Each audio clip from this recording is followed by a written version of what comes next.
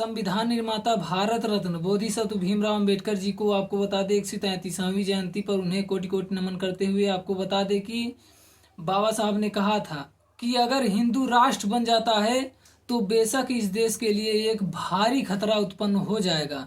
हिंदू कुछ भी कहें पर हिंदुत्व स्वतंत्रता बराबरी और भाईचारे के लिए एक खतरा है, खतरा। बाबा साहब ने कहा कि हिंदू राष्ट्र को हर कीमत पर रोका जाना चाहिए। यह बाबा साहब का स्टेटमेंट है दोस्तों।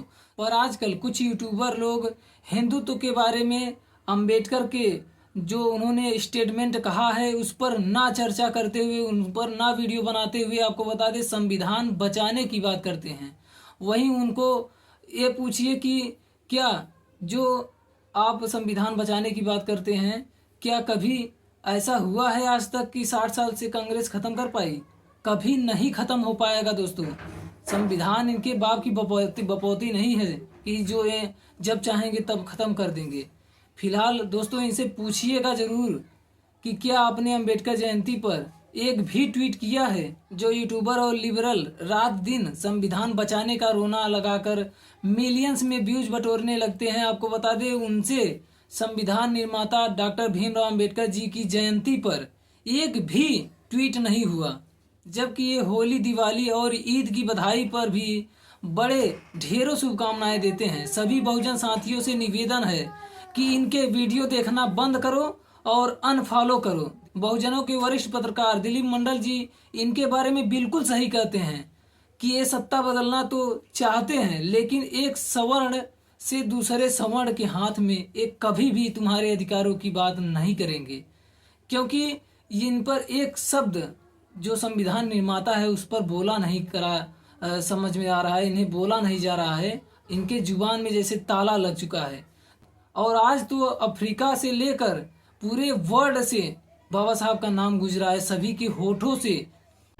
Happy birthday, Bhimrao Ramji Ambedkar, one of the architects of the Indian Constitution.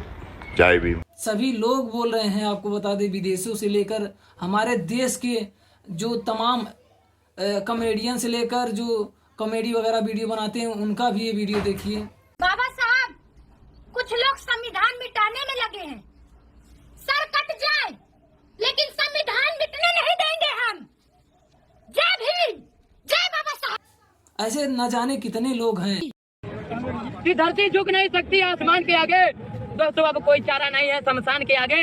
कहने को तो मानवादी लोग कहते हैं कि मंदिर और मस्जिद में राम नजर आते हैं, लेकिन राम को भी झुकना पड़ा संविधान के आगे। जो बाबा साहब को बधाई देते हैं, लेकिन आजकल जो हमारे यूट्यूबर हैं जिन्हें मिलियन में व्यूज बटोरना होता है, लेकिन वो बाबा साहब का एक भी उनके ऊपर उनके संविधान को बचाने की बात करते हैं, लेकिन उनके जन्म दिवस पर एक भी ट्वीट उनके ऊपर नहीं करते हैं।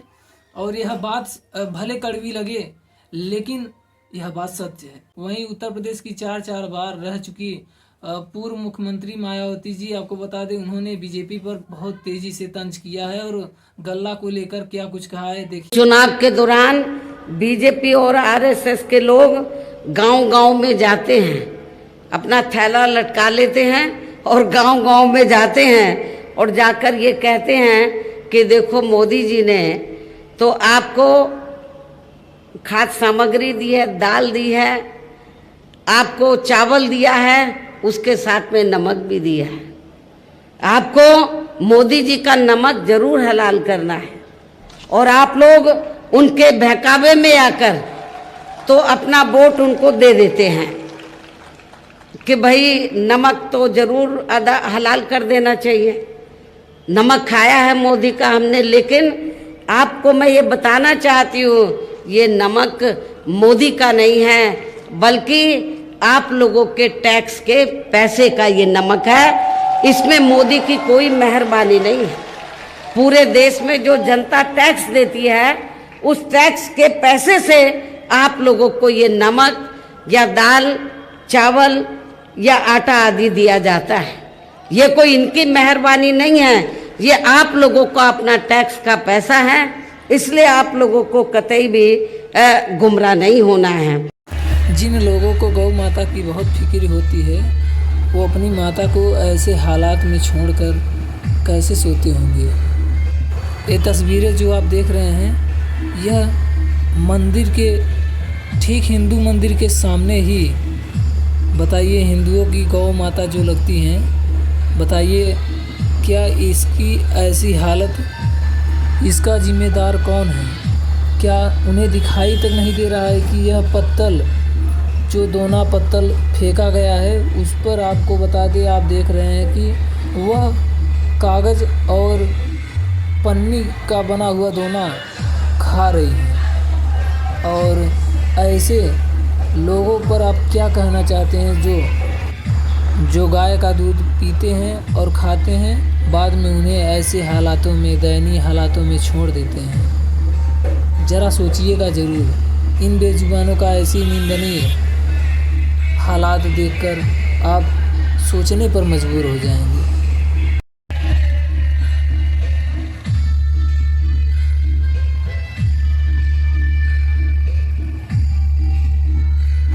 ऐसे लोगों को ऐसा लगता है कि जो लोग धर्म के आड़ में अधर्म का कार्य कर रहे हैं, उन्हें इतना भी पता नहीं है कि कैसे पशुओं को खिलाया जाता है, कैसे पशुओं को देख रेख किया जाता है, कैसे पशुओं का सदुपयोग करके उनका दूध पिया जाता है। इन लोगों को बताने के लिए क्या अब सच्चे देशभक्तों की ज़रूरत है?